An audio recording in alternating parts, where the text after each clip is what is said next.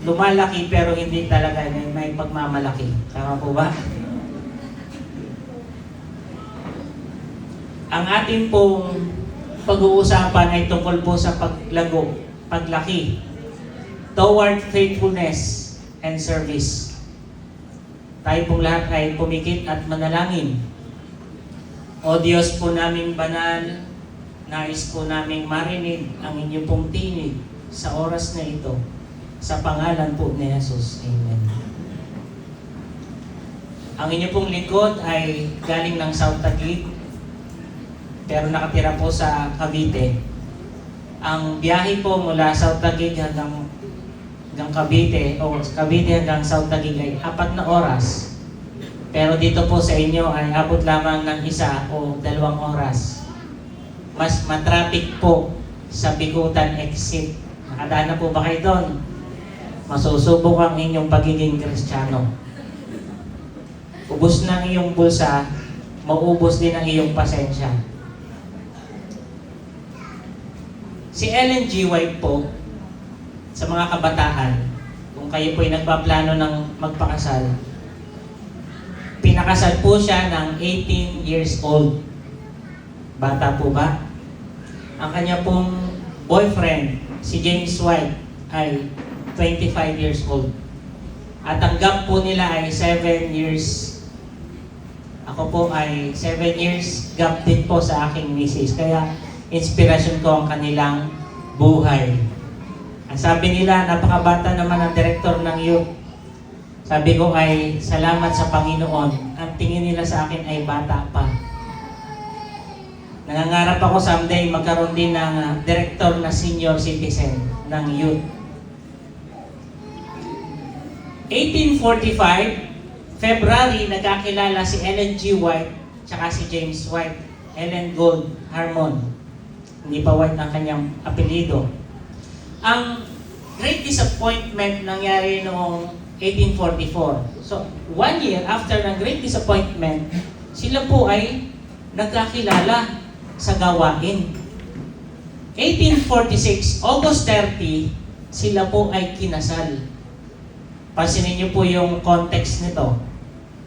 Mahirap ang buhay noon, hindi stable ang pera, magulo ang sanlibutan, hindi sila handa, pero sila po ay nagpakasal. Ano ang basihan ni Ellen G. White nung sinabi niya na dapat magpapakasal ang mga kabataan pag sila'y handa na? Alam niyo pong ibig sabihin ng salitang handa? Handa sa panawagan ng Diyos. Kinasal sila para sa misyon. Amen? Hindi sila kinasal para mag-ipon ng pera. And yet, binigyan sila ngayon ng Panginoon ng maraming pera. Kinasal sila dahil sa gawain. Sana po lahat ng kabataan ganito ang pag-aasawa. Kinakasal para sa gawain. Si Ellen White ay may calling, alam niya yon. Pero hindi yun naging isang kompetisyon sa kanyang asawa na maging sunod-sunuran, kundi partnership in the ministry. Kaya sabi ni Miss White sa Messages to the Young People, long courtship, short engagement. In the context of 1 year and 6 months, naging pamilya na po sila. Sabi po ng Sabbath School lesson natin kanina, ay huwag mag-aasawa nang hindi ka pananampalataya. Naisip ko po, kung hindi nga mag-asawa nang hindi ka pananampalataya, di huwag ding manligaw yung mga kabataan nang hindi ka pananampalataya. Sa mga babae, huwag namang magpaligaw pag hindi rin ka pananampalataya. Pero kung kayo'y meron ng jowa at hindi nyo ka pananampalataya, abay huwag nyong iwan. Sabi ni Pastor, iwan daw kita. Ginamit niyo pa ako. Aba, mahirap po yan. Subukin niyo po kung sila po ay magpapasako sa Panginoon at kung ayaw nila, kayo na ang mag-decide. Humahanap kayo ng sakit ng ulo, sakit ng puso sa inyong kinabukasan ng inyong pagpapamilya, mga kabataan. God has a perfect timing for you. Yung pananampalataya po, nag-unite ng couple. Kung faithful ka kay God, dadalhan ka niya ng asawa, dadalhan ka niya ng jowa. No? Dapat always guided by the Holy Spirit. Yung paglago po dapat natin ay tungo sa katapatan at paglilingkod. Yung talata po na binasa po kanina ni Pastor Ramirez, ito po ay tungkol sa pagtatayo ng templo. Pero sabi ng Panginoon, hindi sa kapangyarihan ng tao, hindi sa pera, hindi sa kakayanan ng tao, bagkus sa Holy Spirit. Saan ka naman nakakita yung DPWH nagtitiwala sa Holy Spirit na tatatag? Saan sila nagtitiwala? Sa pera. Meron bang naitatayo? Lahat ng inyong pangarap matatayo sa pamamagitan ng Holy Spirit. Lahat ng gusto niyo mamithi sa buhay, sabi ng Panginoon is by the Holy Spirit. Kung gusto niyo ng masayang pamilya, Holy Spirit ang inyong kailangan sa kalagitnaan. Kung gusto niyo masayang pagsasama ng inyong sweetheart relationship, kailangan niyo ng Holy Spirit. Ang sanlibutan ito ay guided na ng Holy Spirit at the end time, sabi po sa Joel, ang mga kabataan, ang mga tao ay mananaginip ng mga panaginip, makakita ng mga pangitain at gagabayan ng Santong Espiritu. Alam niyo po, hindi lahat ng paglago ay nakabubuti. Meron pong maling paglago. Kapag ka po lumalago tayo pero hindi patungo sa katapatan at hindi patungo sa paglilingkod, yan po ay paglago guided by Satan.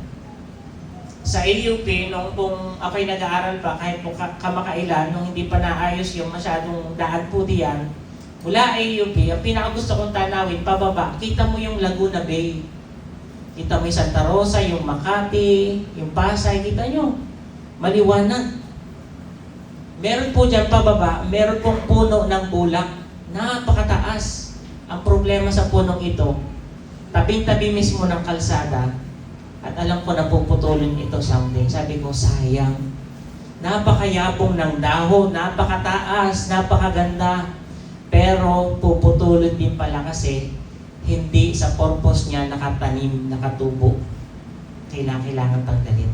Pero ba tayong ganun mga pangarap? Lord, ito yung pangarap ko eh, bakit mo tatanggalin?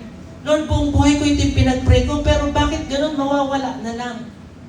Kasi hindi sa purpose ni Lord. Kayo po ba, natanong na ninyo, ano pong purpose ng inyong buhay?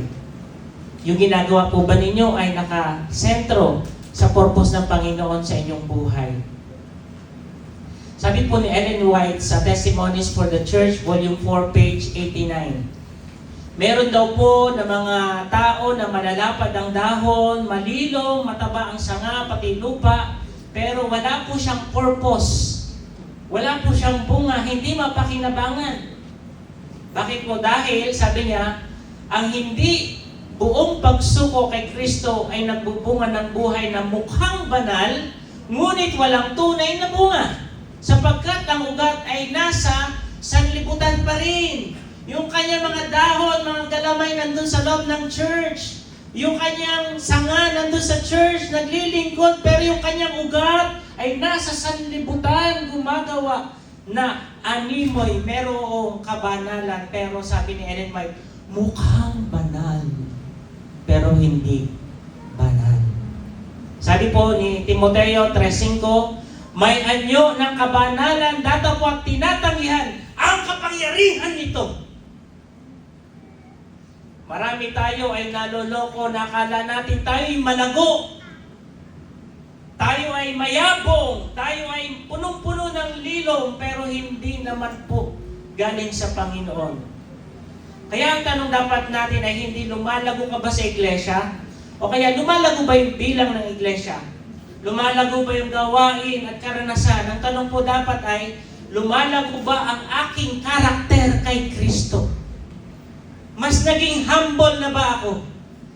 Mas mabilis na ba akong mag-sorry sa aking asawa? Open na ba ako sa correction kay pastor at kay elder?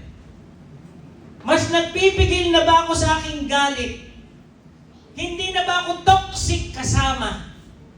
At kapag tinitignan ka ng iba, mas nakikita ba nila yung dahon o yung bunga? May nakasama po akong adik na-convert. Sabi niya, Pastor, sama ako sa iyo mag-Bible study. Sabi po niya, Pastor, ang hirap pala mag-Bible study, no? Kapag meron ka pa rin galit. Mahirap tumanggi kapag meron kang prayer request. Tapos tatanggi ka sa Panginoon, bibigyan ka ng part. Mahirap mag-crusade kapag po walang sacrifices sa Panginoon.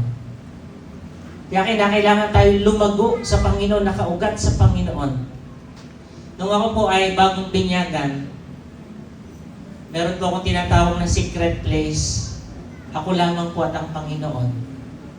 Nabinyagan po ako sa Balayan, Batangas. Pumupunta po ako sa tawag doon ay Basnig sa tabing dagat. Meron pong malaking bangka. Hindi maliit, hindi sobrang laki. Basnig kung tawagin namin. Dala-dala ko po yung Bible ko. Umiiyak ako sa Panginoon. Sabi ko, Panginoon, ano bang plano mo sa akin? Ako po'y kakagraduate lamang ng high school. Hindi ko po alam kung ako'y makapag-aral pa. Pero one thing that I know, I have to make time with Jesus. I have to prioritize Jesus in my life. Meditate upon His words and improve my prayer life. Kung wala kang oras kay Jesus, mauubos ang lakas mo para sa Kanya. Alam niyo po, mas mabilis mapagod, mas mabilis magtampo at mas mabilis kang sumuko. Kapag hindi ka rooted kay Jesus, rooted ka lang sa activity, rooted ka lang sa program at responsibility, pero hindi ka rooted kay Jesus, laging may commotion sa church, laging may gulo, laging may problema.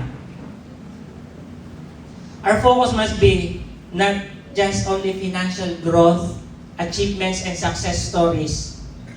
Alam niyo po, once your name is written in the book of life, that's already a success. Wala na kayong hahanapin pa.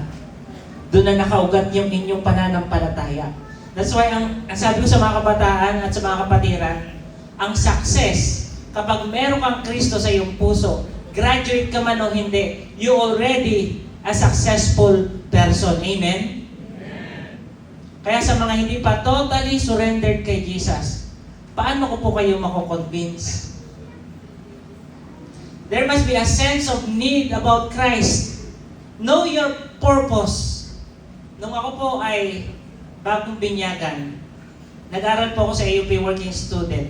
Unang sama ko po ng Voice of Youth. Hindi ko po alam kung anong pupuntahan namin, anong gagawin ko, anong part ko, wala po akong skill, wala po akong talent. Pero gusto ko magpasakop sa Panginoon at magpagamit sa Panginoon. Pagkatapos po ng Voice of Youth, inatid na po kami ng bus sa AUP, umiiyak ako sa dorm. Sabi ko, Lord, ayoko nang mag-aral, gusto ko na lang mangaral. Tinatanong ko yung sarili ko, eto po yung gusto kong maging buhay. Na ako po'y maglilingkod sa inyo. I don't know na ako pala yung nagpapastor kahit ako'y nasa AUP, hindi ko po alam. Ang alam ko lang, AP History and Philosophy of Religion, papunta pala yun sa theology. Sabi ko, Lord, gusto kong gantong buhay.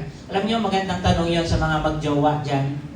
Kung sigurado na ba kayo sa isa't isa, tanongin niyo sarili niyo, nag-isa lang kayo, kausap niyo Panginoon, Lord, eto na ba yung taong gusto kong makasama buong buhay?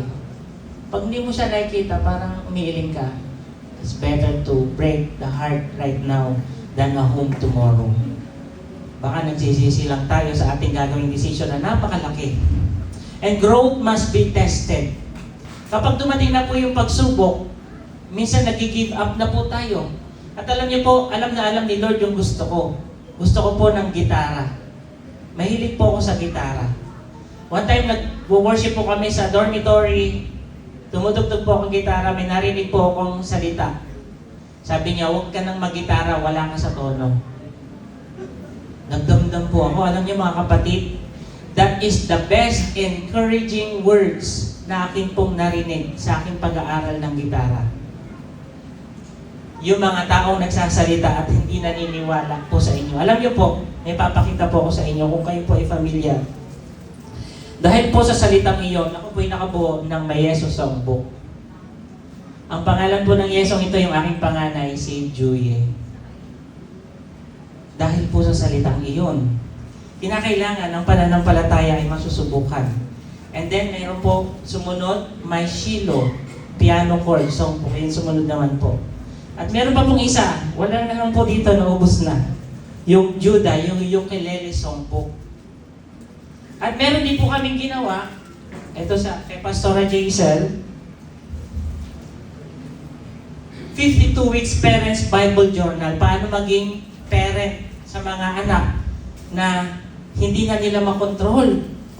So ano po, nagsulat pa po kami, Bible journal sa mga young lovers. Galing po dito sa writings ni Mrs. White na ginawa po namin journal. At meron din pong may Yeso Week Youth Bible Journal, 52 Weeks Youth Bible Journal sa mga kabataan. At meron din po sa mga teachers.